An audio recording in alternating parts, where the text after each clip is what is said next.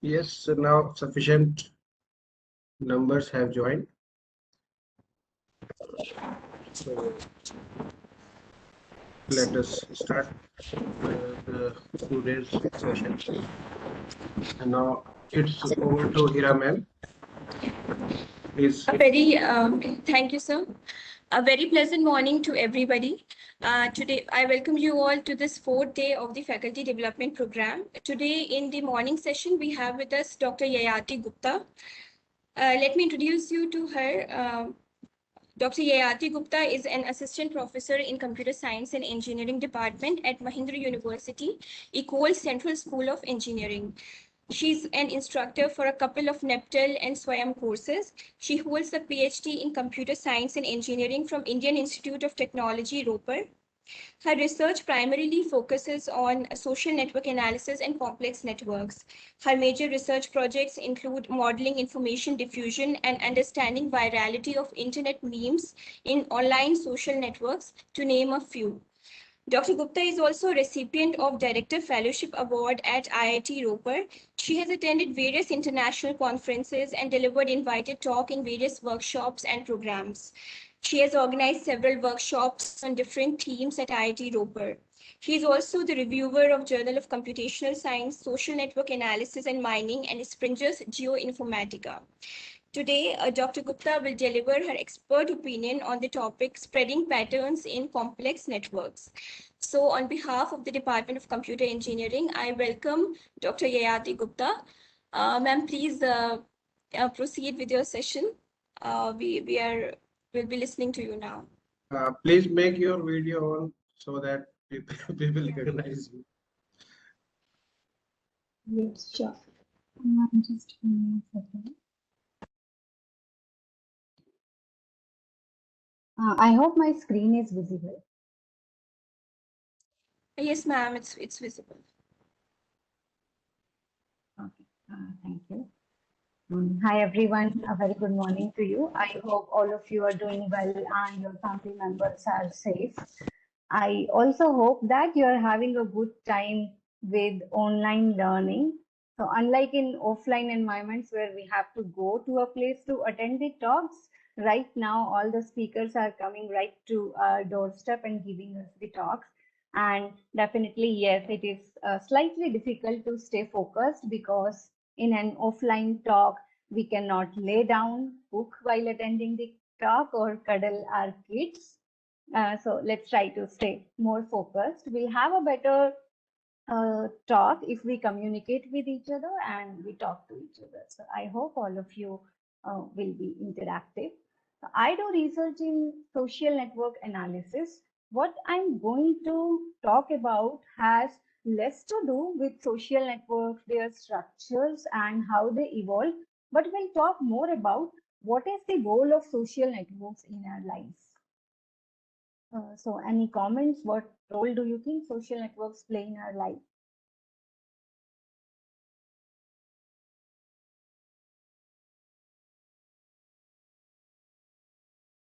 So what exactly do I mean here when I say this term social networks? So when I say social networks, I'm not restricted to these online form of social networks, which are Facebook, Twitter, or LinkedIn. Social network in general is a very vast graph, a graph as in the graphs which we study in discrete mathematics, a very vast graph in which you can represent every person as a node. So as you see here, I have some small stick figures here. So every person is a node here, and then we connect two people if they have a kind of relationship between them. And now there are a whole lot of relationships which can exist in the world. So here we have some people which have these relationships between them. These relationships can be of various types. A mother feeding her kid, there is a relationship. A teacher teaching his children, there is a relationship or a connection. A doctor diagnosing her patient, a relationship. People collaborating with each other on research projects or in companies, that is again a relation. So all these relations, they give rise to this mega structure which we call social network. And definitely getting hold of this data is very difficult. So today, whenever we have to study social network, we say that they are restricted to Facebook, Twitter, and LinkedIn because in those cases, getting data is easy. But if I were to model each and every single relationship in the world, it would have been very difficult. It's just next to impossible. So the question is, what role do these social networks play in our lives? And according to me, our life is actually nothing more than social networks, right? So as we say, yes, food, shelter, and clothing, they are the basic amenities for a human being. But I would like to add one more component here, which is connection, because man is a social animal. So apart from all these necessities, we need to connect with each other. We can survive only if we are connected to others. If all of us were sitting individually in our homes without any connection, we won't survive. And let alone survival, all the technological advancements we see in the world, new products, everything which is present is a result of connections between the people. So we remember these, all of us know these stories. I hope you are able to guess these. So the first one where an apple fell on Newton's head and then he thought about gravitation. What if he would have kept that thought to himself instead of telling it outside to the world, instead of discussing it with his fellow researchers? So in the absence of those connections, that theory would be absent for us. Similar is the case of Wright brothers, so on and so forth. So our talk today is aimed at what role do these social networks have to play in our lives. With that, I ask you a question here. So consider this connection here. Social network is a mega structure which evolves from billions and trillions of such connections. Let's look at just one connection as of now, a connection between these two people. What all do you think can diffuse across this link? So here there is a link, right? And what we do with the help of links, we diffuse a lot of stuff. We are going to talk about what all that stuff can be, how can we model it. But before that, let us think what are the possible things which can diffuse through these links. I'll give you some time to think here.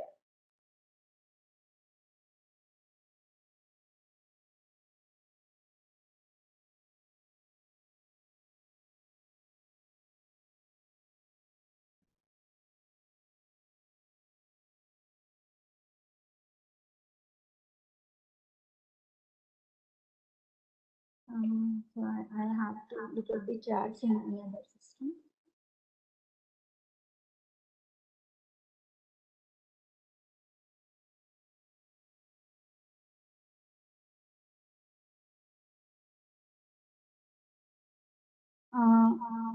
Just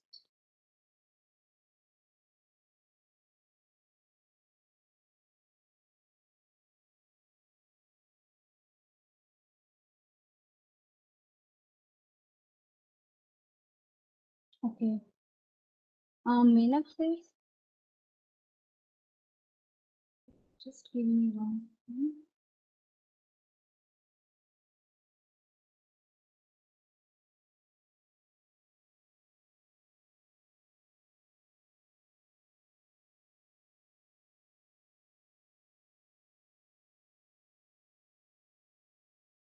It will help if someone can actually read the questions for me. It is difficult to look at the questions in another system. Okay, Meenakshi, please ask the question again. So the question here is, if we have a link Yes, between... ma'am, I'll be reading the question for you. Thank you, ma'am. That will be very helpful. Yeah. Because you will not be able to see the chat box. I'll read the question from the chat box if I receive any. Okay, okay, ma'am. Yeah, do not worry about that. You carry on with your session. Okay. Yeah. So the question here is, when we have a link between these two people, what all things or what all kinds of things do you think can get transmitted between these two people?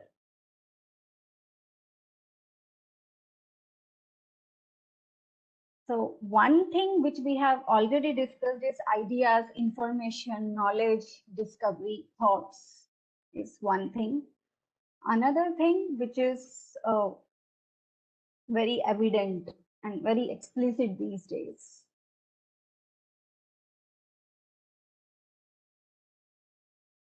It's the spread of diseases, right? So when two people come in close contact with each other, a disease can get transmitted. Okay. What else? So other than diseases, ideas, information, what else can diffuse from one person to another?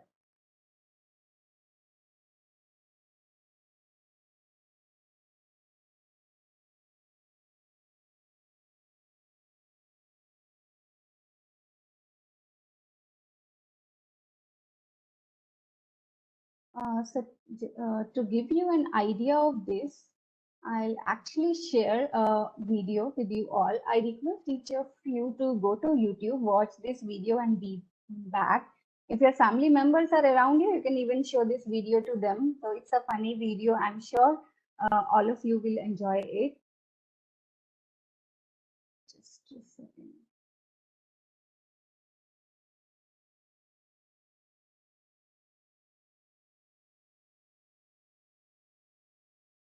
How do I stop sharing?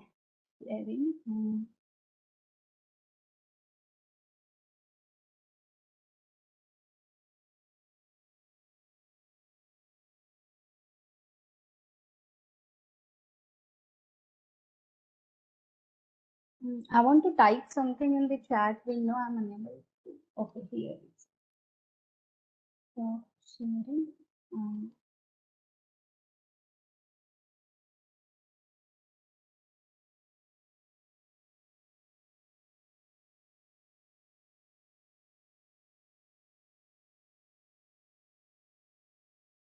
How do I come back to this WebEx screen?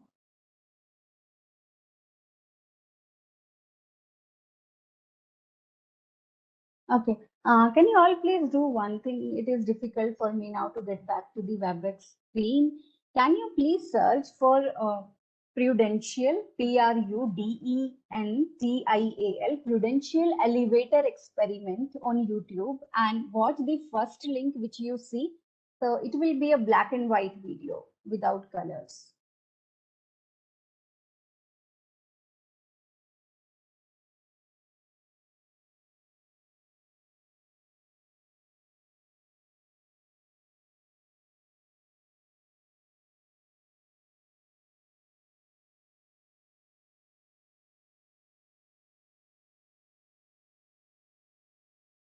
I got it. I got it. I'll also type the link in the chat window. So I hope all of you can see the link in the chat window. I request you to watch this video and come back. Maybe you can also share your opinion about this video once you have finished watching it. Please type a +1 in the chat window once you are finished watching the video.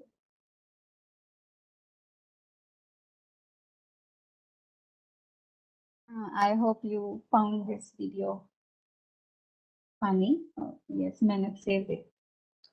I'll still wait for everyone to just get back.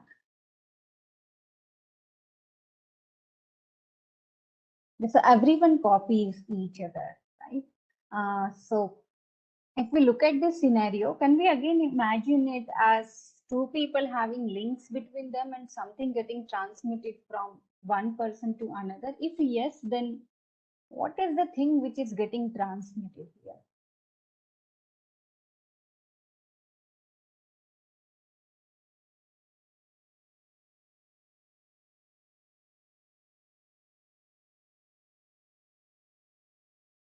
Exactly. So it is the behavior here.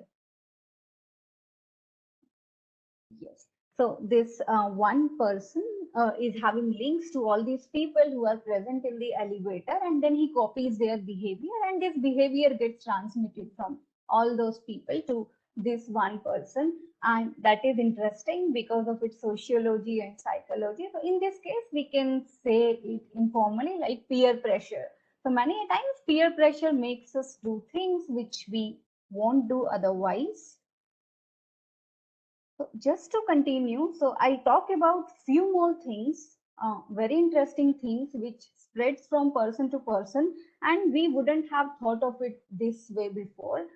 So most of this study is done by Dr. Nicholas Christakis. He is a professor at Yale University. He is a medical doctor, and along with his associate James Fowler, he has pursued this line of research. I'll come back to my presentation here.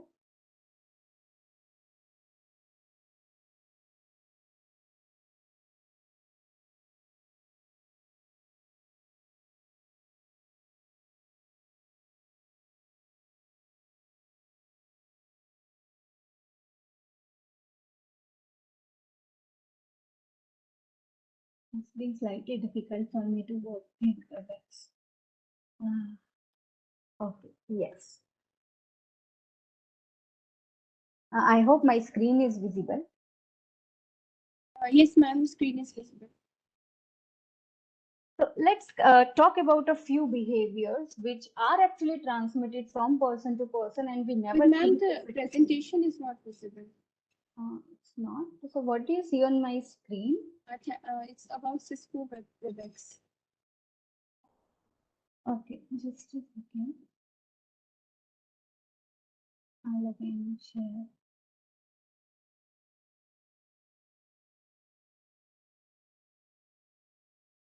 I guess it will be visible. Yes, ma'am, now it's visible. Thank you. Let's talk of a few more behavior which spread from person to person. Obesity. So have you ever thought of this way that your friends or your spouse being fat can actually make you being fat? And doesn't occur that way. So Nicholas Christakis along with James Fowler has done this study. They actually collected 30 years of data from Framingham Heart Study.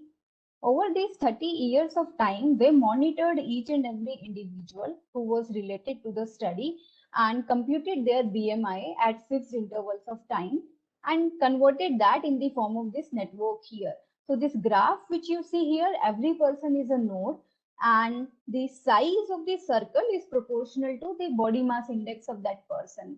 And in this figure, the circles which you see in yellow color, they are the people whose BMI is more than 35, who are clinically obese.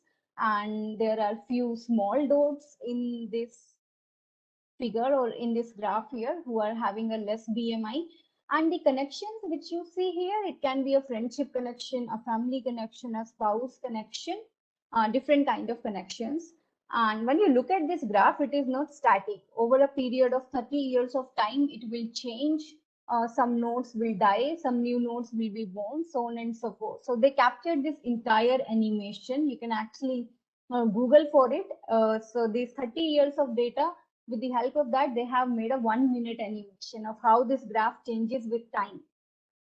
Now, what they found in this graph, which was interesting, is over a period of time, all these yellow nodes, which you see here, they became clustered.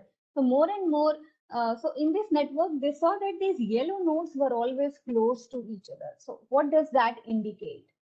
That was something interesting. That shows that in our social network, so this data is definitely an offline data, the actual real world data, not the data of a virtual website. So in this data, you always figure out that people who have high BMIs are friends with each other. And what is the reason for that? And the reason for it can be twofold in very interesting way. So one thing is, let's say the reason might be that if a person is fat, the person wants to become friends with another fat person because he feels comfortable. So this is generally called homophily. Like attracts like. So if your body weight is similar to mine, if I am fat, you are fat, we become friends. So similarly, if I am thin, you are thin, then we tend to become friends. Or there can be a second reason, which is social influence, which says that previously I was thin, you were fat, then because of certain reasons, we became friends. And with time, there was a social influence. You influenced me, and with time, I gained weight. You can see these clusters because of any of this phenomenon. It can be homophily or social influence. And answering this question, whether it is homophily or social influence, is not that straightforward. And you will see this kind of thing in every area of your life. In our classrooms also, we see the students. So probably the students who get better grades, they are friends with each other. Now, what is the reason for that? Is the reason that students who get better grades, mm, who study more than others, they become friends with each other? So I tend to become friends with people who get good grades, or is it like no matter who is a friend with whom, people who are friends with the students who get good grades with time start getting good grades? And that is difficult to say. There is an evidence of both of these, homophily or social influence. In this case, it was, I think, homophily played a major role. And then let's talk of a few more behavior which spread. Before going further, what was all the more interesting is this phenomenon of gaining weight. It was not restricted to a single level. That is, it's not that only if your friends gain weight, you will gain weight. Your friends of friends also impact you. So with the help of some mathematical abstractions, the study built that if your friend is obese, then your chances of becoming obese increases by 45%. If your friend's friend is obese, your chances of gaining weight are still 25%. If your friend's friend is obese, still it is 10%. And it's only when you reach to a friend's friend that there is no longer a correlation between your BMI and his BMI. Another thing which spreads from person to person, and all of us are really aware about it, is depression. It goes with a very nice story by Christakis himself. The story is when he was working as a hospice doctor in the University of Chicago. So he was taking care of an old lady who was dying of dementia. This lady was being taken care of by her daughter. The daughter was exhausted of caring for her mother, and it was becoming a source of stress for daughter's husband. And one day Christakis gets a call from the husband's friend who was feeling sick because of what was happening to his friend. So depression, also similar to obesity, is not just restricted to one level of influence. It spans multiple levels. So all these things, obesity and depression, they spread like waves in our social networks. And now nothing to be sad about this, because happiness is also contagious. So if you are happy, it makes your friends happy, it makes their friends happy. Similar to obesity, better fitness measures, those are also contagious. Smoking is also contagious. And if we talk about smoking, in smoking, more than homophily, it's the social influence which matters. And that again, all of us know, because young kids, they generally give into smoking because of peer pressure. Similarly, quitting smoking, this phenomenon is also contagious. So these are various different kind of phenomenon which were studied by these two scientists by collecting a whole lot of data. Now, a question here, do you think clapping is contagious? So some very small gestures like yawning, a student yawning in a classroom, it is actually contagious and it can make other students around to yawn as well. Similarly, laughing is contagious. And now it will really look awkward in a whole big classroom if everybody is laughing and you are not. So maybe because of peer pressure again. Clapping is contagious in the sense that, so we did a small experiment once in a classroom to actually build this fact. So most of the times, even if a presenter is speaking rubbish and everyone starts clapping, then somehow you'll also be forced to clap. And most of the times in a presentation, you clap. I'm talking about an offline setting. So you clap not because you really found the presentation good. It might be so that you didn't understand anything from that, but you still clap because the people in front of you, by your side, they all are clapping. Right? So all these things are contagious.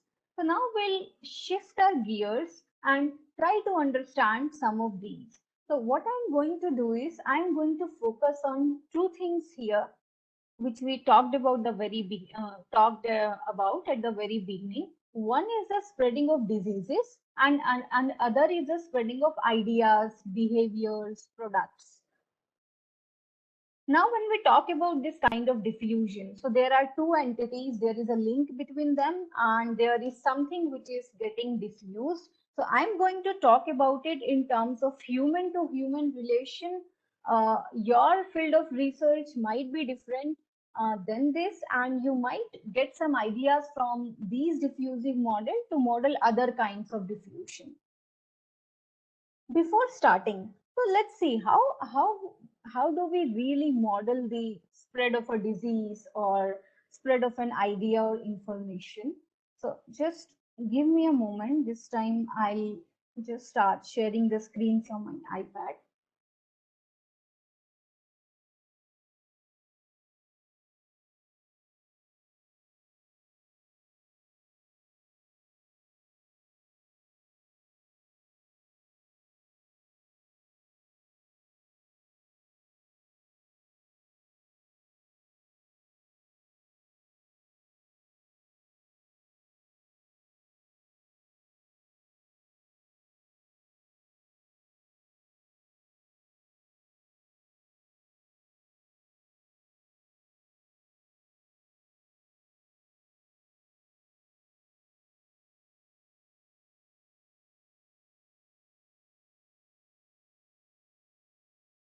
Can you please give me the presentation access from the other device?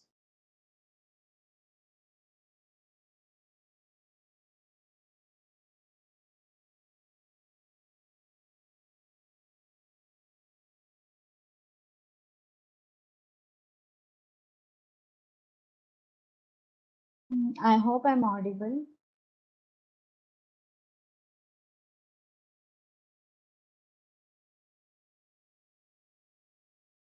Yes, ma'am, you are audible.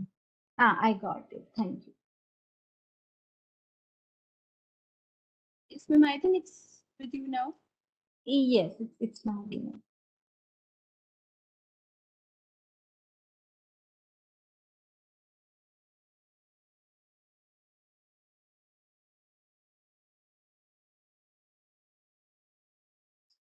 We are now going to talk about this spreading of diseases versus spreading of ideas, and how we are going to think about it is, as we have talked before, we have a social network in which every person is represented as a circle here or as a node here, and we have connections between these people.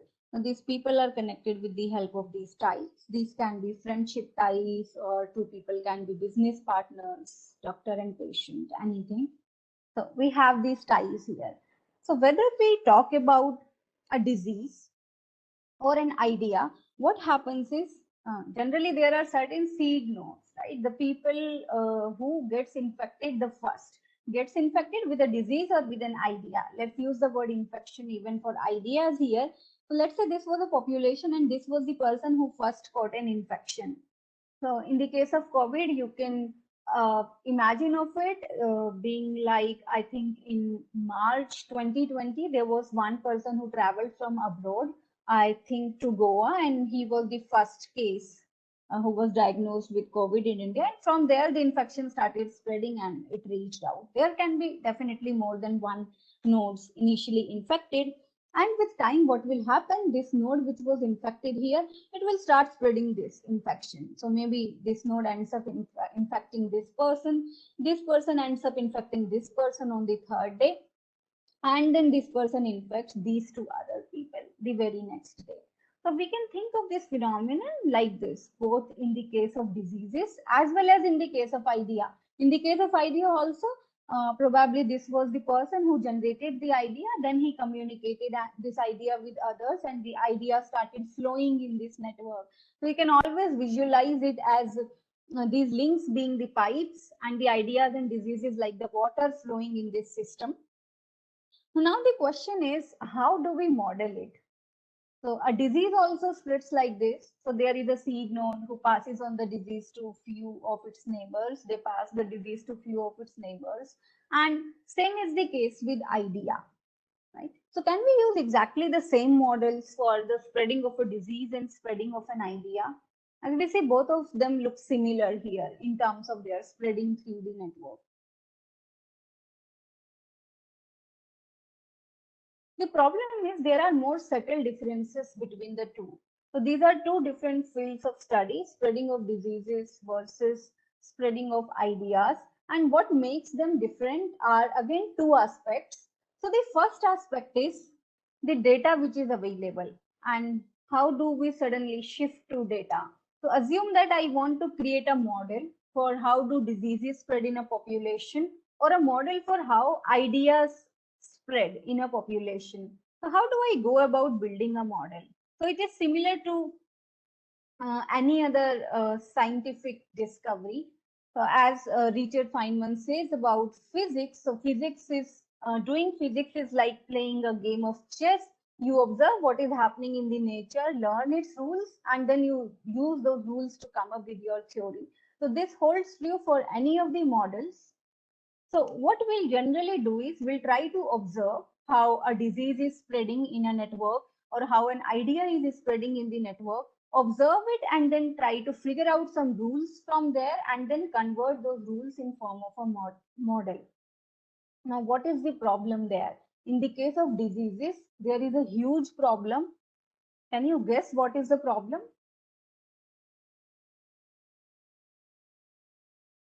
We do not have this data, right? I do not have this network. Assume that I want to study how corona is spreading in my institution, let us say. So what I need is, I need a network of people in my institution. And this network is so subtle that in case there are two people who sat in an auto rickshaw together, I should have a link between them. If somebody was working on a computer in a lab and then he went away, then came the second person, sat on the same computer. Even if they haven't seen each other, they are strangers, they don't even know each other, I should have a tie between them because somehow they have come in physical contact with each other. It's very difficult to keep a track of all these ties. Furthermore, these ties are changing very fast with time. New ties are coming, old ones are going. So it is very difficult to create a network which looks something like this.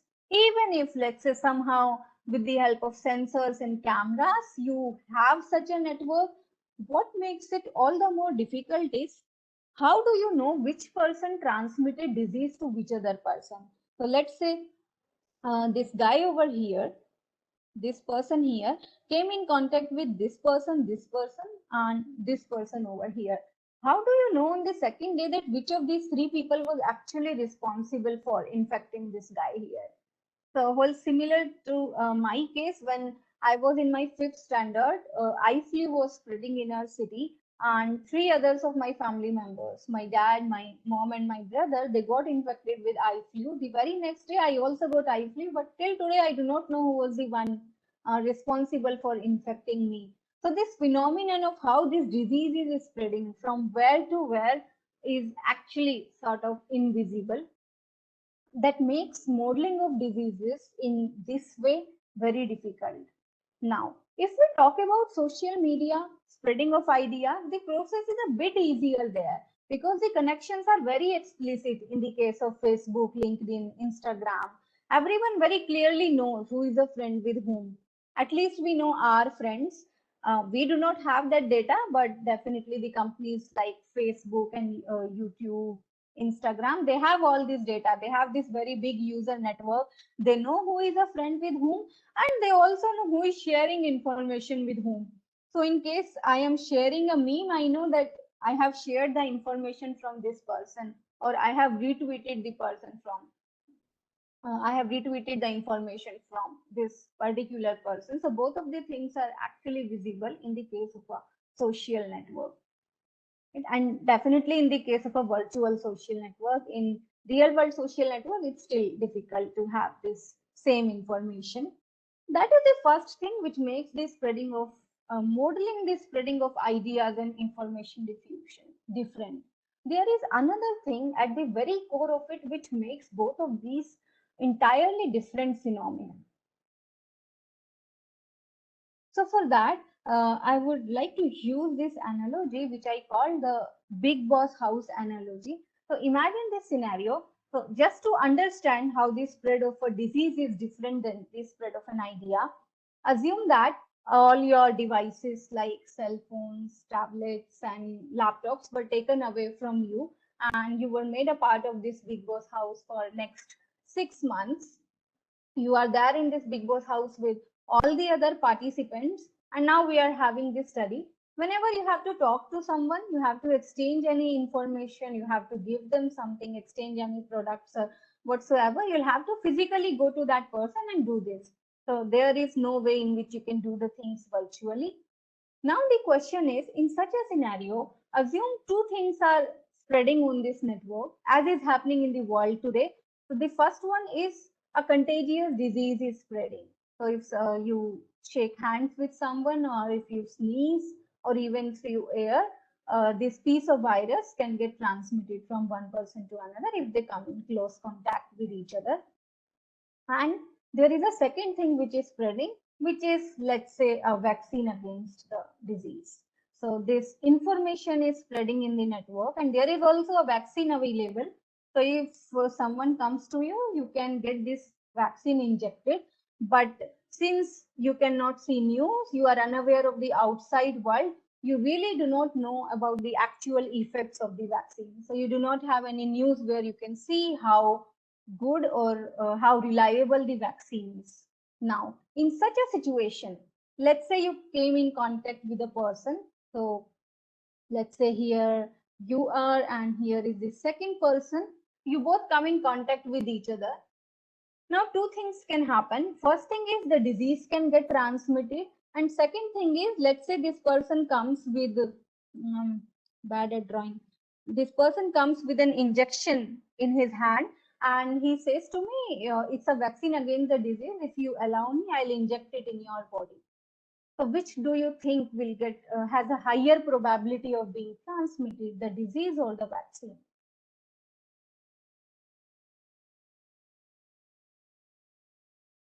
So the point which I'm trying to make here is, in the case of someone wanting to inject a vaccine inside my body, I have a choice. I have a choice, I can say no. But in the case of a disease, we do not have a choice. So if a disease has to be transmitted, it will get transmitted in the very first exposure. So as soon as I come in contact with this person and he has the disease, if chances are good, and if we do a handshake, there is a good chance that the disease will get transmitted. But in the second case, if this person wants to inject this in my body, there is a good chance that I'm going to say no, because I do not know how reliable the vaccine is.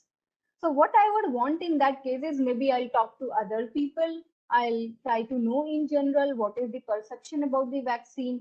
And if there are a lot of people in this big boss house who have taken this vaccine, in that case, maybe I'll go for it. So I need some proof before making a choice to get injected with the vaccine.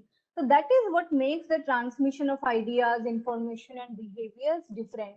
So there you have a choice. In the case of a disease, we do not have a choice. And that is the reason why diseases get transmitted much faster as compared to these better health practices, vaccines, and other things. So in the case of an idea or information, we call this process as social reinforcement. We require some sort of reinforcement in order for us to adopt a piece of idea.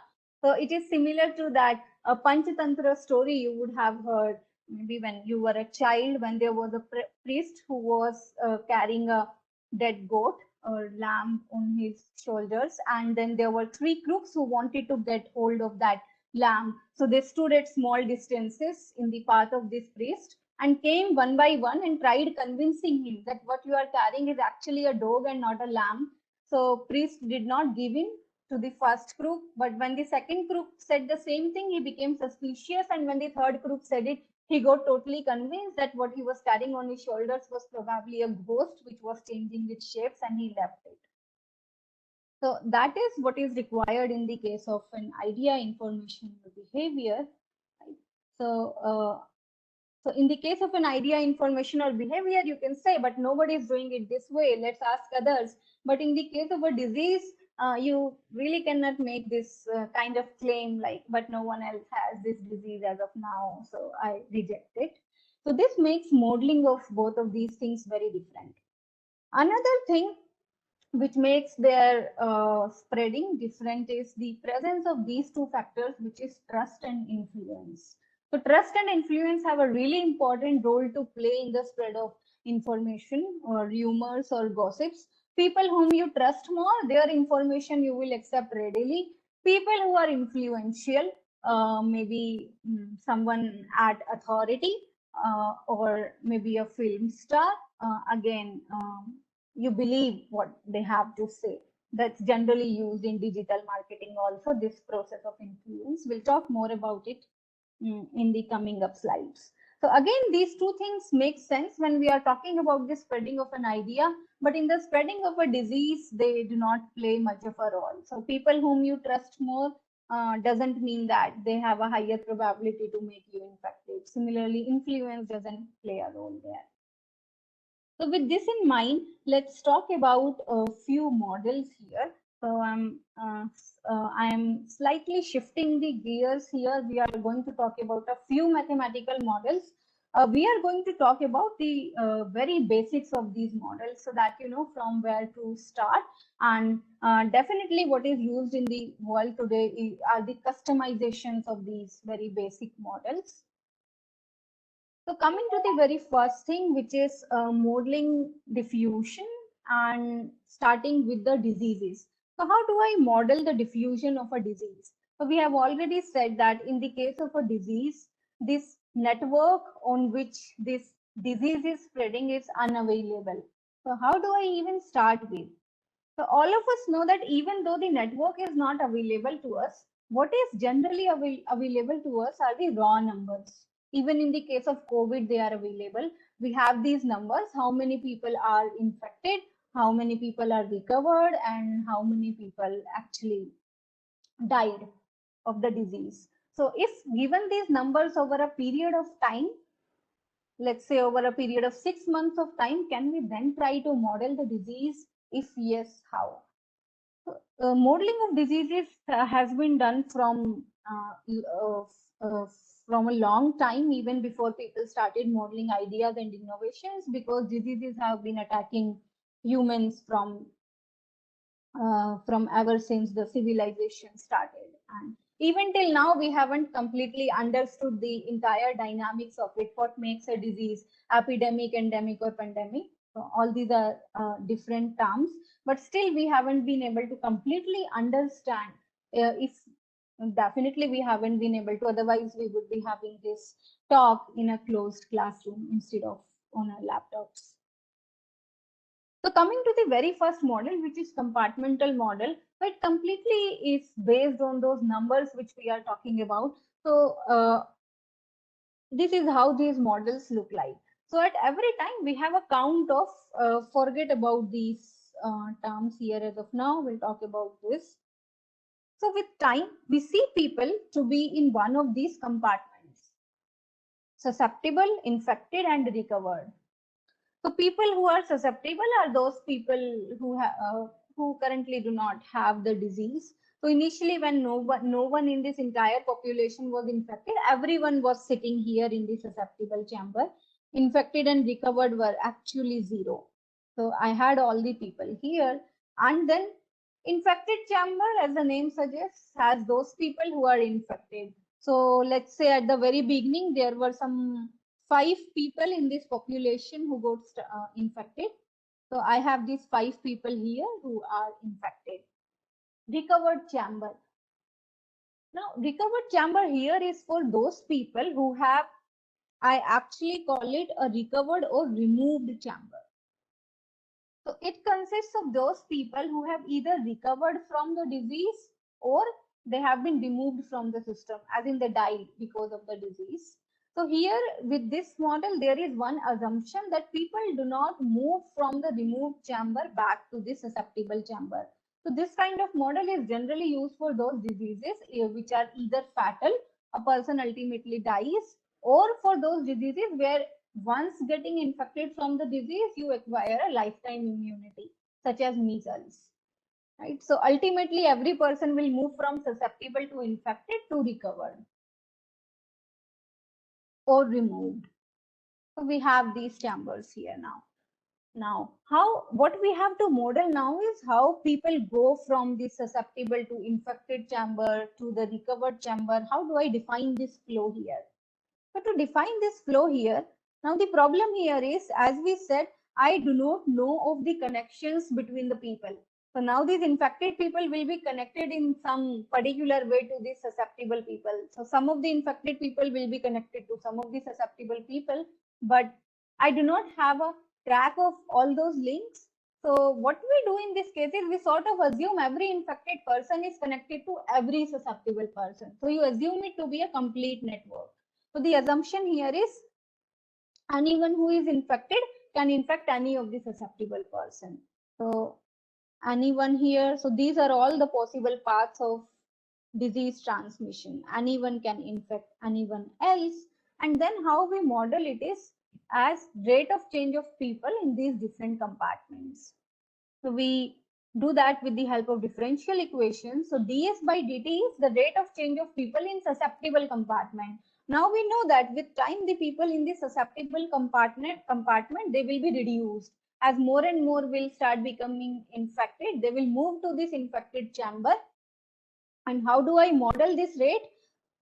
So this rate will be actually proportional to the number of links here. More the number of links, more will be the chances of infection. And since we have assumed everyone is connected to everyone else, so I can say that this is actually proportional to S into I, which is the number of total possible paths along which this transmission can happen. Then the next thing is people in the susceptible chamber are always going to reduce. They cannot increase. Hence, it will be a minus here because these people are reducing. Now, what I'll do is I'll have a proportionality constant here and make it ds by dt equals to minus alpha si, where this alpha is the rate of infection.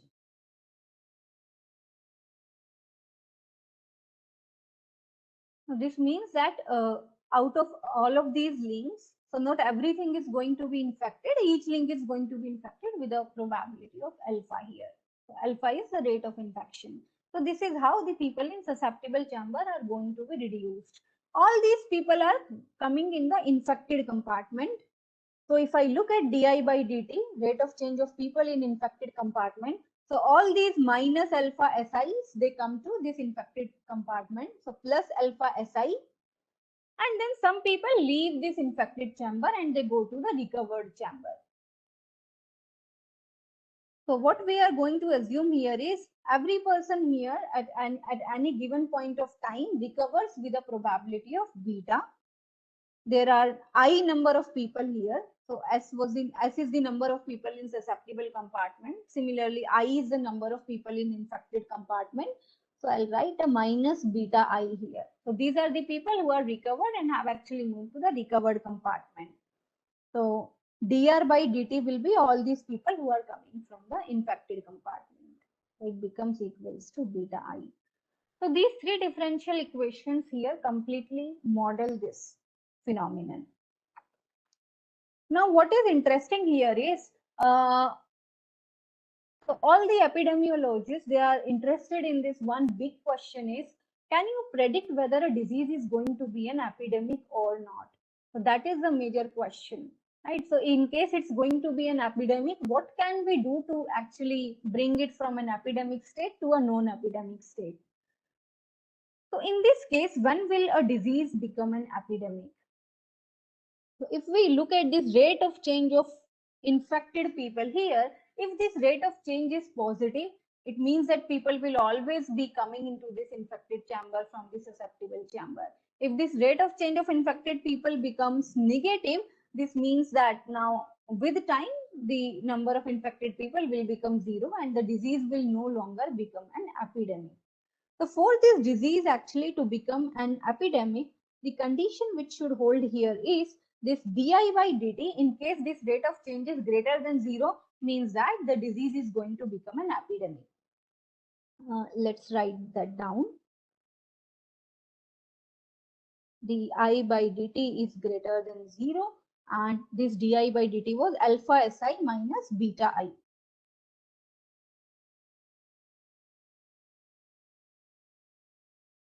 Right, I can now cancel I from both the sides. It becomes alpha s minus beta greater than 0, or alpha s divided by beta minus 1 greater than 0. or we can say alpha S divided by beta greater than 1. So if this condition holds, the disease is going to become an epidemic.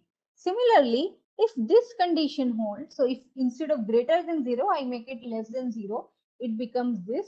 In this case, the disease is not an epidemic. So let me say this is the condition for disease to become an epidemic, and this is a condition for the disease to not become an epidemic. And if you look at it, it represents a very interesting property. So this number here, we actually call it the basic reproductive number. You will hear it if you read some very basic blogs on disease spreading models. So whenever we are working with any of the disease, we try to figure out what is this basic reproductive number and we try to bring it down. So what is interesting here is the cutting edge property of this basic reproductive number. So if you see here, if this number is greater than 1, the disease is immediately an epidemic. And if you push it slightly below 1, the disease will change its state and it will ultimately die down. So let's say for I have a disease, and for this disease currently this basic reproductive is 1.1. If I can slightly change some parameters here, push it down to 0.9, I have actually created a very big transition. This disease will no longer become an epidemic. And now how do you do that? How do I slightly push this reproductive number down? So the answer is sitting right here in alpha, S and beta. So to reduce this reproductive number, I can either decrease alpha or decrease S or increase beta. So what do it mean when I say decrease alpha?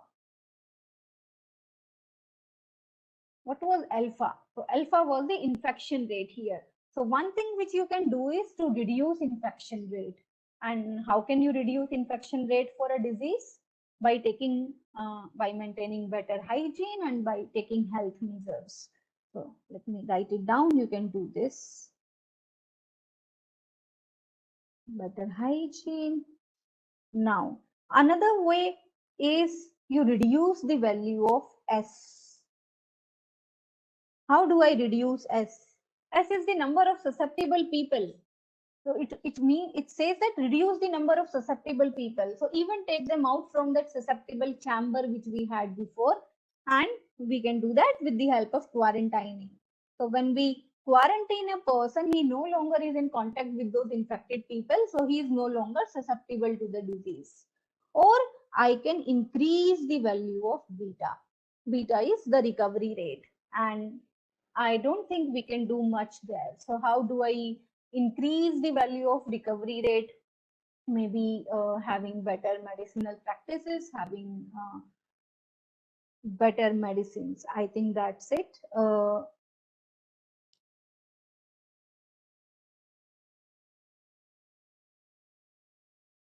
we can do one of these things here to reduce the value of this basic reproductive number. Now, so we have done it for this particular kind of disease. So this is the very basic model. Now, whenever you have a disease, you can actually modify these chambers according to the requirement. Now, there can be diseases you might say in which a person doesn't really get recovered. So as in the case of COVID, there is no guarantee that once you have been infected with COVID, you won't again get infected with it. You can again get infected. So in that case, we can use a slightly different variant of this model, which is called SI model. So SI model will be what? So you'll have two chambers. One is my susceptible chamber, other is the infected chamber.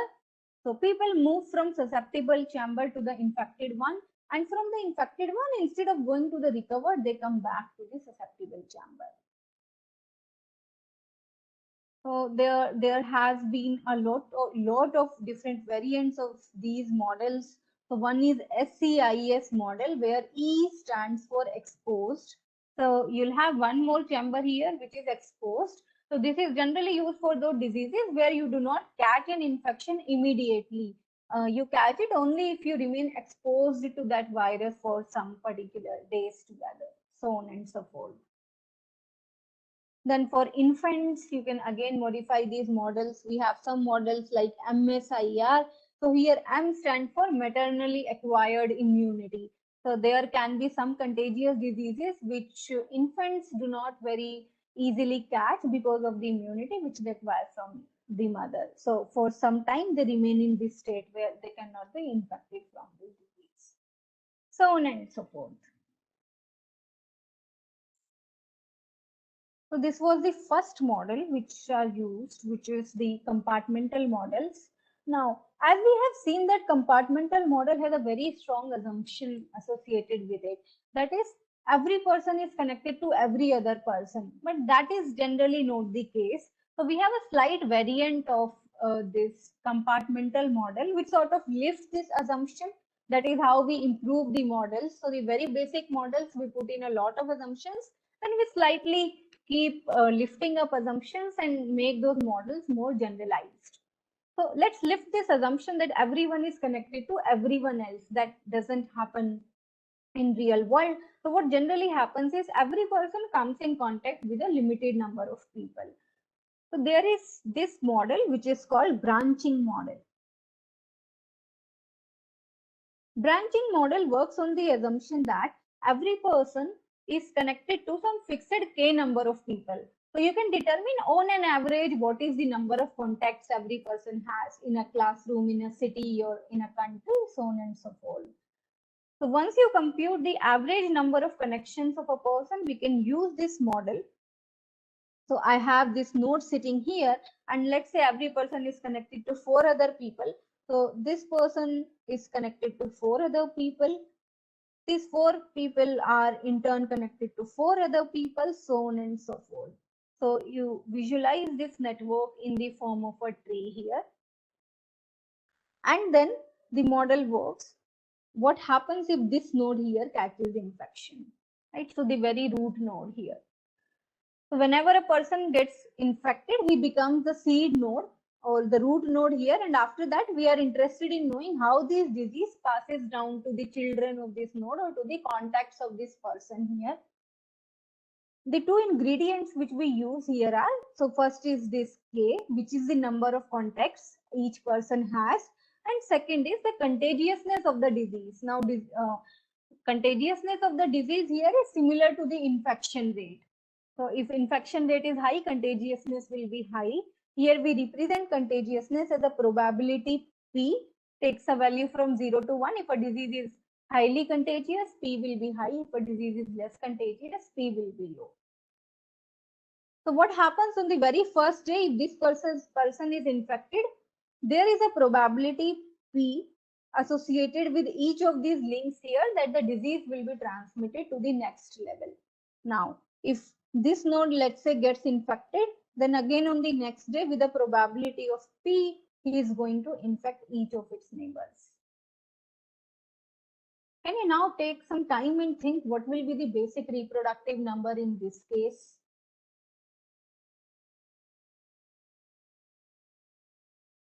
So the basic reproductive number in this case is the number of secondary infections which each person produces. So in general, so this is a bit simple to think. So if I have a person here who is infected, what is the expected number of infections one infected person will create? It will be actually equal to P into K, because K is the number of neighbors this person has, and each of the neighbors is infected with a probability P. It's like tossing a biased coin which shows head with a probability P. So P into K is the expected number of heads which you will get. So this P into K, the number of secondary infections produced, is the basic reproductive number R0 in this case. So I won't go into a whole lot of mathematical derivation here, but even in the case of this branching model here, you can reproduce the fact that you can actually mathematically show that if the value of R0 is less than 1, the disease will ultimately die away. And if R0 is greater than 1, the disease will be an epidemic. So epidemic actually means that epidemic doesn't mean that a whole lot of people are infected. Epidemic means that the disease will persist in the population. Maybe very less number of people are infected, but for a very long period of time, the disease is not going to be eradicated from the population. So this reproductive number holds when we represent the network in the form of a tree. And now if you try to live that assumption, this makes it all the more challenging. So all of us know that I can never represent our exact social network in the form of a tree. So what will generally happen is when we look at these connections here, I'll have some more connections, maybe from here to here, here to here. In those cases, this definition of reproductive numbers will not hold, and then there are more advanced mathematical formulations for that.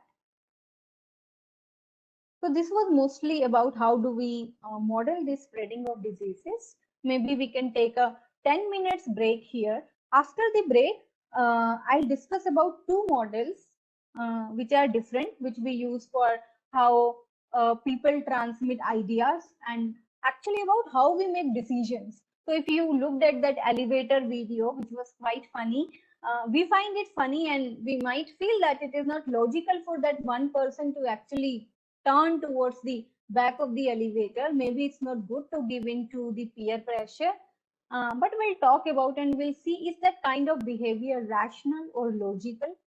So some of you might feel that it's illogical, some of you might feel that it is logical. Can we mathematically show, even for the elevator experiment, how do people make decisions? We are going to talk about that. And one more model where people make decisions in the presence of a network. So in the case of elevator experiment, there is not really much of a social network there. It's still a herd, it's still a population. So when a lot of people in a population are doing something, you also tend to do the same thing. Why?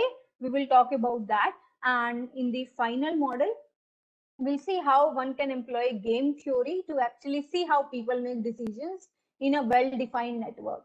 So let's say network of a classroom, how do students decide whether I should bunk or I should attend the class? So can we actually fit a mathematical model there? So maybe we can take a small break here for like 10 minutes and meet again at 11:25. Meanwhile, if you have any questions, you can leave them in the chat window. I hope everyone is back and we can start now.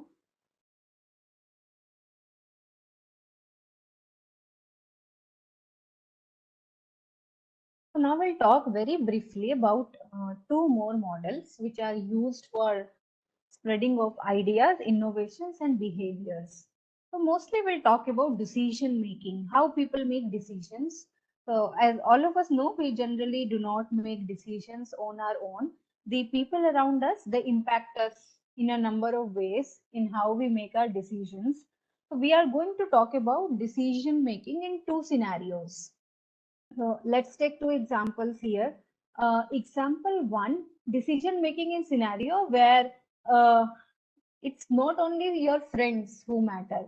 So let's say I have to purchase a laptop or a tablet, then it will not really impact me a whole lot which laptop most of my friends have. Or rather than laptop, let's say I have to purchase a beauty product. So all of us are relatively free in which product we do buy. And most of the times what we do in such situations is we go to some online portal and then look at the feedback of various products. If we are purchasing it on Amazon, we see the reviews of people there. And definitely these people whose reviews we are seeing, we do not have any connections with them. So it's essentially a crowd for me, and I'm looking in general at the perception of the crowd and then making my decision. Or even a better example is, let's say I have to go to a new city and I have to figure out which restaurant is best, where I should go for dinner. Then also it makes sense to search online because my friends might not have gone there to that city, so on and so forth. So how do we make decisions in such cases? So there is a very interesting experiment which captures this property of how people make decisions and how things can go wrong sometimes, especially in the elevator experiment. So how we can model it is, let's take an experiment here. Assume that there is an instructor. She's playing a game with her students, and the game is, this instructor, she has two bags. So let me call. And yes, one more thing, these bags look exactly alike. So let me rather draw them like this. So on an outside, both of these bags are exactly the same. Now, one of these bags is called a majority red bag. This majority red bag has two red balls and one blue ball. I have a majority blue bag. Majority blue bag has two blue balls and one red ball. These are the two identical bags she is having. She places both of these bags in, she randomly picks any of these bags and she places it in front of the classroom. So let's say this is the bag. It's randomly picked from any of these two, and this bag is now in front of the students. Now, what the students have to do, students have to make a sequential decision. Sequential decision means each student is going to come one after the other. So let's say S1, first student comes, and what the student can do, student can actually pick one of the balls from this bag. So he randomly picks one of the ball. He need not show it to the remaining class. So he sees this ball, keeps the ball back, and then he guesses which bag is it. Is it a majority red bag or a majority blue bag? And then he tells this decision to the classroom about what he thinks, whether he thinks whether it's a majority red bag or a majority blue bag. And in case his answer is correct, later on he gets a payoff from the teacher, maybe a gift. So whenever you guess correctly, you'll get the desired payoff for that at the end of the game. Now, what is interesting is, let us see how students make decisions in this case, and how do the decisions of one student impact the decision of other students, and can these students make incorrect guesses. So one assumption here is all of the students are playing rationally. No one tries to play mischievously, telling out wrong results and something like that. So assume that you were the first student here, student 1, and you pick a ball from here, and let's say the ball which you saw was a red ball. So which bag will you guess it is?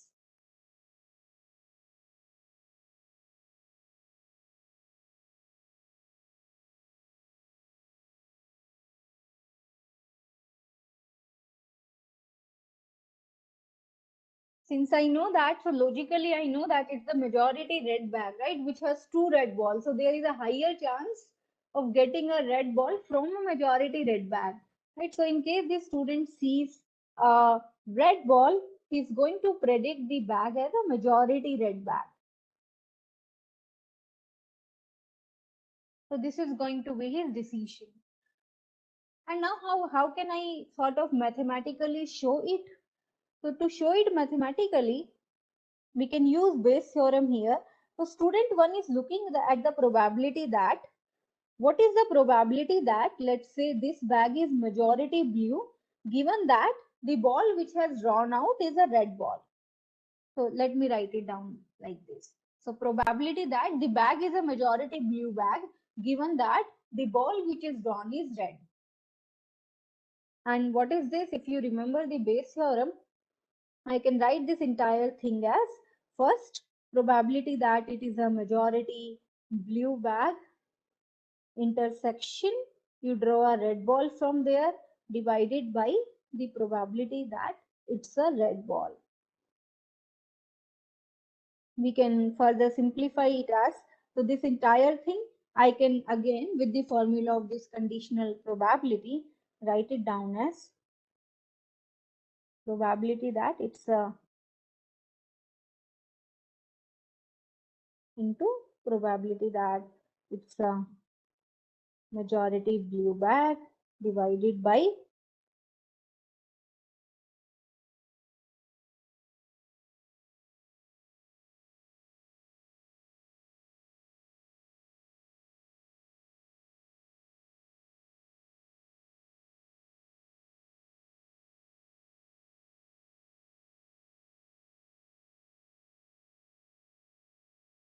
so the denominator here is the probability that you get a red ball. Now you can get this red ball either from a majority blue bag or you can get this red ball from a majority red bag.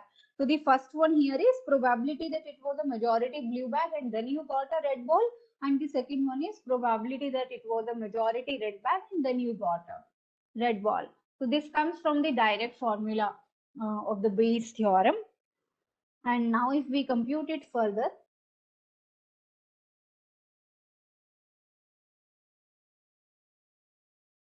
so what is the probability that the bag is a majority blue bag? We know that the instructor keeps both the bags with the same probability since it's randomly chosen. So I can make it half into probability that it's a red ball given that it's a majority blue bag. So the majority blue bag has only one red ball. So it's going to be 1 by 3 divided by 1 by 2 into 1 by 3 plus similarly probability of a majority red bag is 1 by 2 and from a majority red bag getting red ball is 2 by 3. So all these 2 and 3's gets cancelled and you get 1 by 3. So probability that if you see a red ball, probability that its majority red bag is actually less than 50%. Similarly, if you compute the probability that it was a majority red bag, you'll see it to be 2 by 3. So although it's a lot more logical and it makes sense that if you see a red ball, you say that it's a majority red bag, but you can capture the same phenomenon using this Bayes theorem and show that in case you get a majority, if in case you get a red ball, there is a higher chance that this is a majority red bag. So that is what the student 1 does. Now, what about student 2?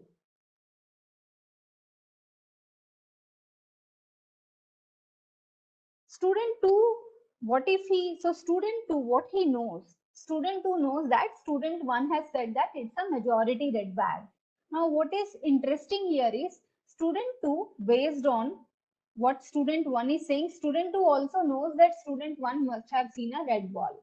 Because student 2 knows that student 1 is playing rationally, since everyone is expected to play rationally, and since he's saying that it's a majority red bag, he definitely should have seen a he definitely should have seen a red ball.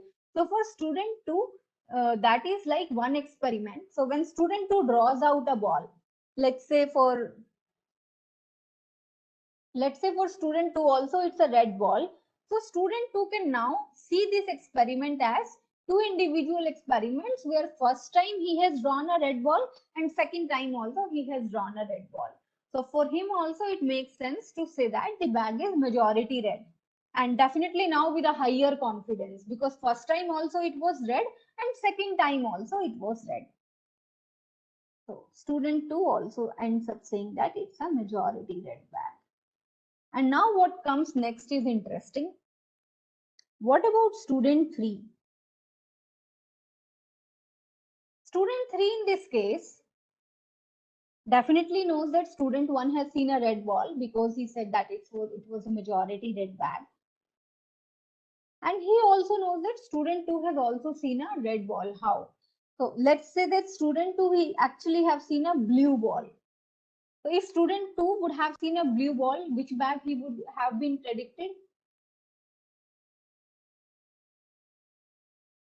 Students 2, if he would have seen a blue ball, so for him it is like now two experiments. In the first experiment, you see a red ball. In the second experiment, you see a blue ball. So it's like 50-50. So he's going to go with his own signal and he would have said that it's a majority blue bag. So now since student 2 hasn't said that it's a majority blue bag, he has said that it's a majority red bag. Student 3 is now sure that student 1 has seen a red ball and student 2 has also seen a red ball. So in case student 3 picks a red ball, he is highly sure that it's a majority red bag. But now what is interesting is what if student 3 sees a blue ball? What is he going to say? And this sort of changes everything. So for now, student 3, this experiment is like 3 individual experiments which has happened. First time it was a red ball, second time it was a red ball, and now the third time it's a blue ball. But since I have seen more of reds, I'm still going to say it's a majority red bag. So now student 3 is playing rationally, and even if he has seen a blue ball, he's going to end up saying that it was a majority red bag. So that happens when we are making decisions based on what other people are saying about a particular product or restaurant or a ball in this case. So even if he sees a blue ball, he says that it's a majority red bag. What about student 4? And it's not just about student 3. Now everybody, let's say student 4 also sees a blue ball, right? But what student 4 knows that student 1 has seen a red ball, student 2 has seen a red ball. About student 3, he is not sure because student 4 knows that student 3, even if he would have seen a blue ball, he will say that it's a majority red bag. So he can actually ignore student 3. But again, based on student 1 and student 2, he's going to end up saying that it's a majority red bag. And what is interesting is after this point in time, let's say all the students from student 5, assuming that there are 100 students up to 100th student, everyone sees a blue ball. All of them are going to end up saying that it's a majority red bag. So that is something interesting. So what is interesting here is assume that coincidentally student 1, let's say the bag which was placed in front of the classroom was a majority red bag. Right? So this is the bag actually, and somehow coincidentally student 1, he draws out a blue ball. So student 1 is going to end up saying that it's a majority blue bag, although it's a majority red bag. And if coincidentally same thing happened with student 2, he also sees a blue ball. So somehow both of these students got incorrect signals. So student 2 is also and going to say that it's a majority blue bag. And now let's say after these two students, every student in the class draws out a red ball. Even if they are drawing out a red ball, all of them are going to declare it to be a majority blue ball. And they are being completely rational in their decision. You can establish it with the help of the Bayes theorem again. Although the probability of this happening is less. So what is the probability that both student 1 and student 2 end up drawing out a blue ball? It's 1 by 3 into 1 by 3. It's 1 by 9. So with a probability of 1 by 9, everyone is going to go in a wrong direction because of this sequential decision making. So if you do this experiment 10 times, on an average, 1 in 10 times, the experiment will go wrong and every student will end up making a wrong decision. So this is what happens when people make decisions in a crowd or in a herd. So what happens is the people who are making the decisions initially somehow become the leaders of the group. And if because of some reason these people end up making a bad choice, there is a good chance that everyone is going to go after them, ending up making a wrong choice.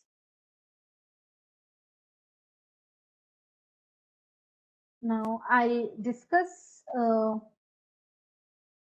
one final model and then we can wrap up.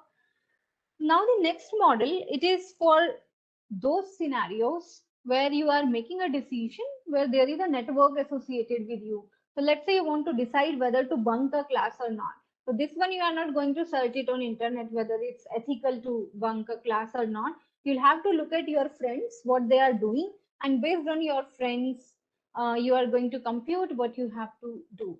So an element of game theory comes in here.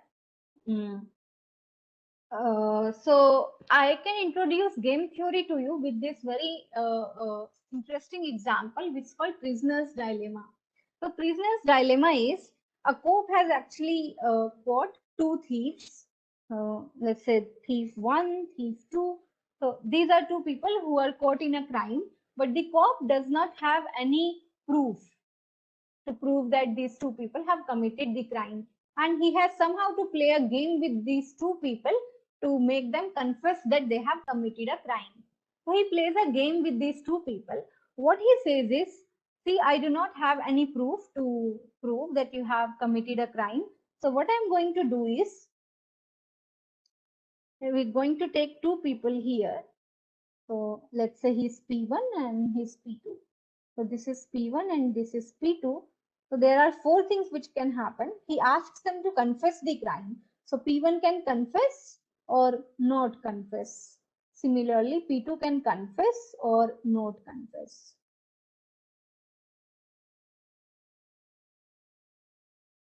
So what he says that if none of you confess that you have committed this crime, then definitely I cannot charge you with this crime. But what I'm going to do is, based on the previous crimes which you have done, I'm going to give you some menial punishment. So let's say in that case, I'll give each of you 2 years of jail, 2 years of imprisonment. In case both of you confess, I'll give you a leeway because both of you are confessing.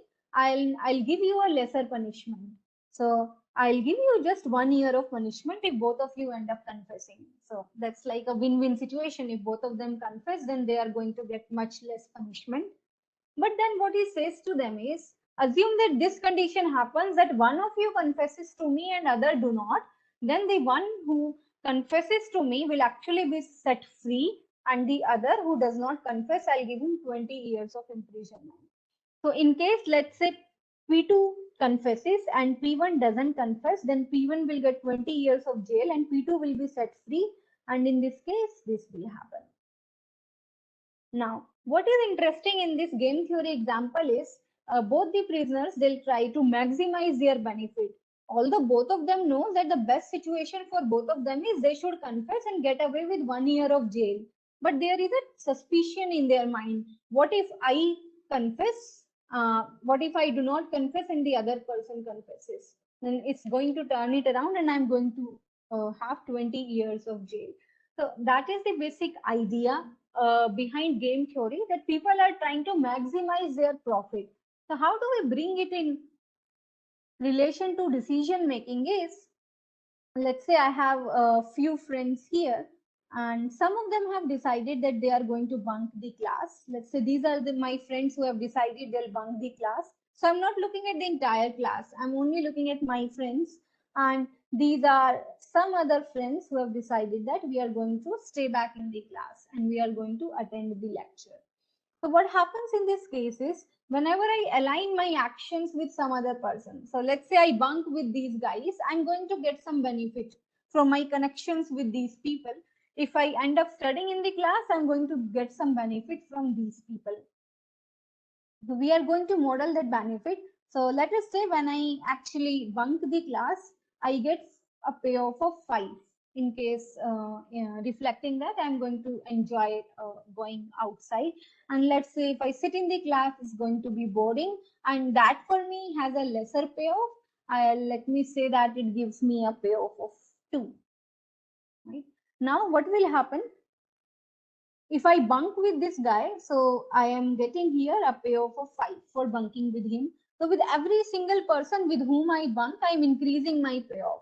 So if I bunk the class here, I'm going to get a payoff of 15, which is this payoff multiplied with the number of people who are bunking alongside me. And in the other case, if I sit in the class, it's going to be 2 plus 2 plus 2 plus 2, which is 8. And in this case, it turns out to be 15. So what is happening, although lesser number of my friends are bunking the class, I'll actually bunk the class because my total payoff is maximized, and that's how I'm going to make a decision. We can represent it in the case with the help of a matrix. So I'm not going there. So that's how people end up making decisions, and this entire thing happens on a big network. So it's not just me who is making this decision here. Every person in the network computes the same thing, looks at their friends, multiply them with the payoff, and whichever side is giving them the higher payoff, they make that particular decision. So this is the base of this model, and in this way, people keep shifting. So let's say initially the entire class, there was no concept of bunking. It was a normal classroom lecture. And there will be few people in this classroom who will decide that actually we are going to bunk. So let us say this is a whole big classroom where I have people, they have some connection. These are the friendship connections between these students. And let us say that this person over here decides that I'm going to bunk the class. As soon as this person decides I'm going to bunk this class, all these people here associated with this particular guy, they are going to compute their payoffs. And if they see that they are going to get a higher payoff based on bunking, they'll also shift their actions. So maybe with time, this person will decide I have to bunk. Then this person sees, okay, 2 of my friends are bunking, two of my friends are not bunking, okay, better to bunk because I'll get a higher payoff. And maybe with time, the entire class will bunk. Sometimes it might so happen that a group will bunk and other group will not bunk. So we can have all those scenarios here. So that's how people make decisions. And you can actually use the same procedure to also sort of show how a product diffuses in a network, or how a technology diffuses in a network, or how even an internet meme diffuses.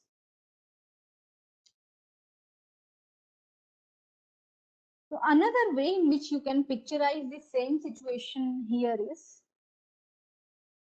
again on the same network here. So this technique is generally used for the spreading of an internet meme. So let's say this is a small Facebook network I have here, and this person releases a meme, right? So now you can actually use some disease spreading model here also. So this idea spreading and disease spreading are sometimes used interchangeably. So what this person here will do, there is some probability P associated with each edge. So this probability might be dependent on how close these two people are. Maybe these two people are very close to each other. These two are not that much close, although they are friends on Facebook, but not that great friends, and it's 0.5.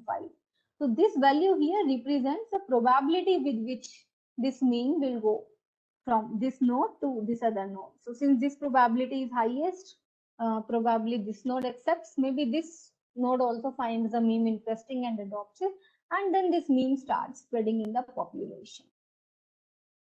So this is generally how it goes. And one of the questions which the digital marketing company faces is, so let's say I have this Facebook network here and I have a product which I want to advertise.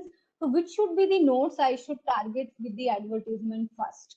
As in, which are the most influential people in the network, which if I impact, most of the people in this network will be impacted. So in that sense, there was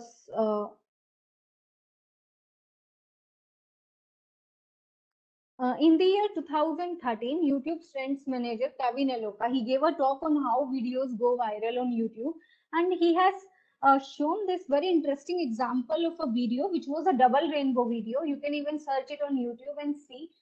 This video is not that engaging, but still it went viral. So he was very interested in seeing what happened to this video and how come it became viral. So when he looked at this video, the graph of how this video gained the number of views on YouTube, it looked something like this. So this was the place where this video was uploaded on YouTube. And for the next 3 months, actually not a whole lot of people watched it. And here on this particular day, something interesting happened. And the number of views of the videos increased a whole lot.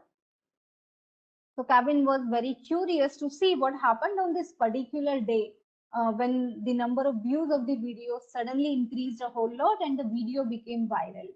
And what he figured out was there is this TV celebrity, Jim Kimmel, who is a taste maker. He tweeted on this particular day about this video on Twitter. So these people like Tastemaker, they are the influential personalities in a network. So as soon as Jimmy Kimmel tweeted about this video, a whole lot of people started watching it and the video became viral.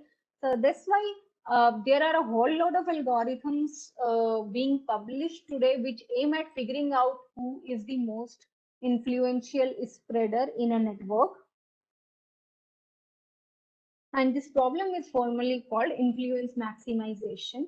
Now, this problem also poses a challenge. With time, people have figured out the algorithms to do it. So one of the most accepted algorithm is called K-shell decomposition. It's just a jargon, not going into details. So you can run this algorithm on your network and it will give you a bunch of people who are the most influential. It only requires the network, not the properties of the network, and it will tell you which people are the most influential. If you want to make your product viral, maybe you can target these people and it will hit the maximum number of people. Can you guess what is the problem with that approach? So this research study was published in 2012 about K-shell decomposition, which showed how you can figure out the most influential people. Then there were some follow-up studies. I'll just skip all. Stochastical decomposition does something like this to your graph. It shows your graph in the form of concentric circles. And the innermost circle, which you see here, no, these are the most influential people. In this case here, a very small number of people sitting in the innermost core of the network, they are the most influential. And so this is just a small visualization of that algorithm on Facebook. So if you look at this network, what the problem is, these people who are sitting in the innermost core of this network, they are mostly public celebrities and highly eminent people. And it is very difficult to influence these people. Even if you want to make your product viral, it's difficult to reach them. If you want to reach them, you'll have to give a lots of money. So that's one of the challenges associated with this problem. So people are working on it. So I'll just stop here, and if there are any questions, I'll take.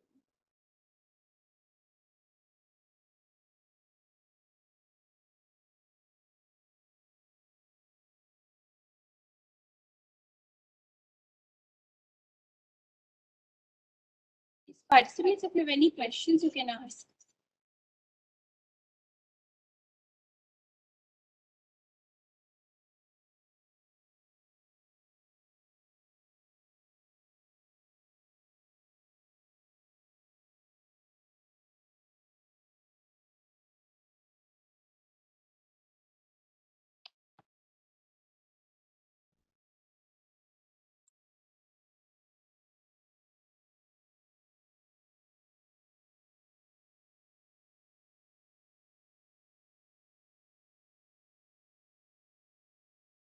Yes, ma'am, there is a question in the chat box. You can see it.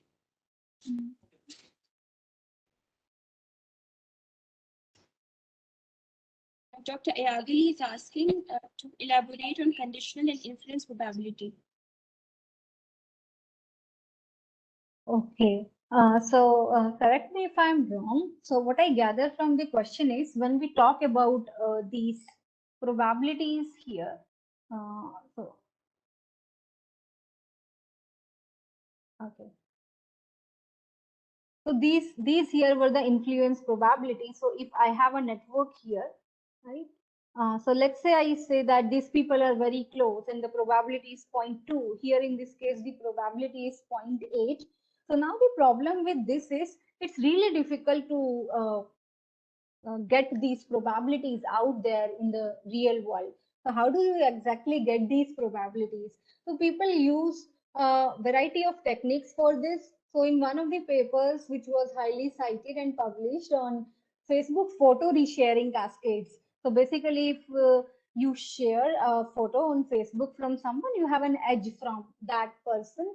So in those cases, to figure out what these probabilities are, the metric which they used was the number of common photos in which both of these people were tagged together.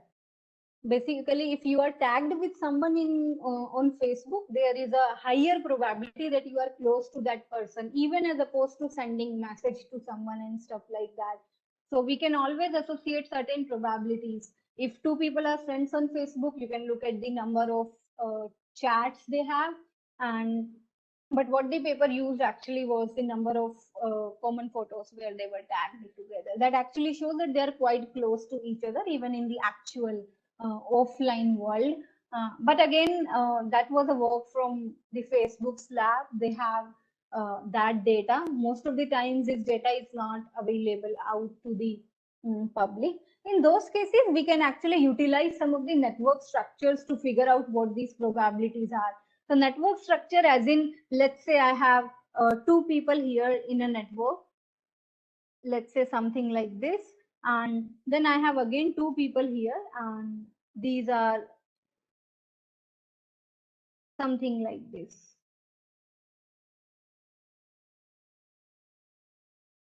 So here I can sort of say that these two people in this figure, they should have a higher probability of information diffusion. Why? Because they have more number of common friends. So you can always use such metrics to sort of figure out what can be the influence probability. However, for most of the research purpose in most of the papers, they assume this probability to be a constant.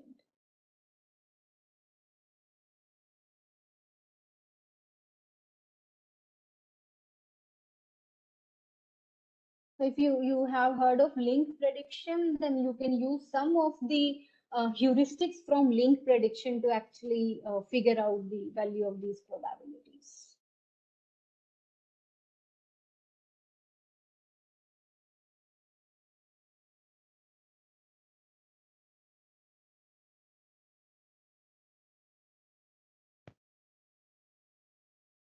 Yes, any more questions? If the participants have, they can post it in the chat box.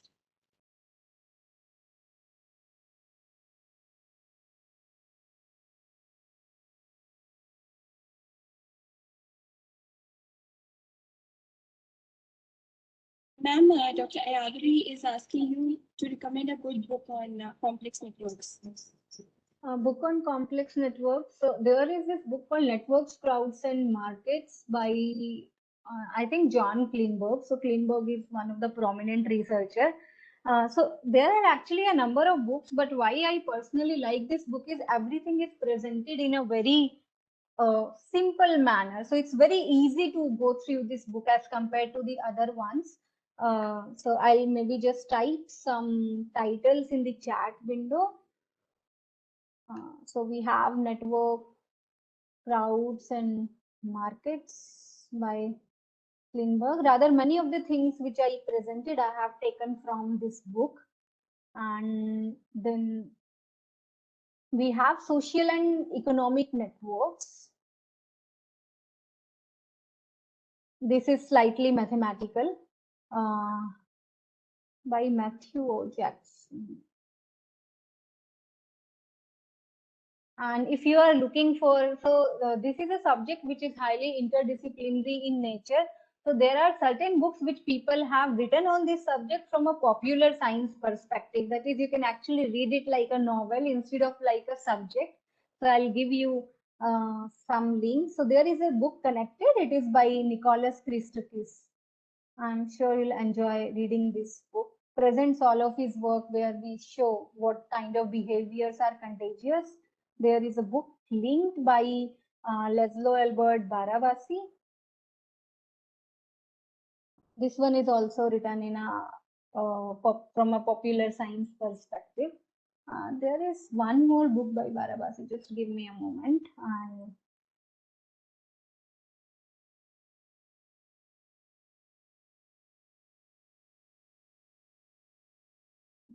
And this, I think most of these books are available as the PDFs.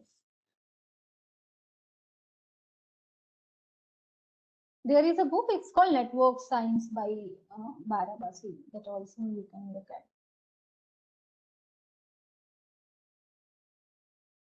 So these are some of the books which you can use. Networks, Crowds and Markets, I'm 100% sure it's really available. And in case you want to read any of these books and you don't have a free copy, you can always write to me. I'll try to make one available for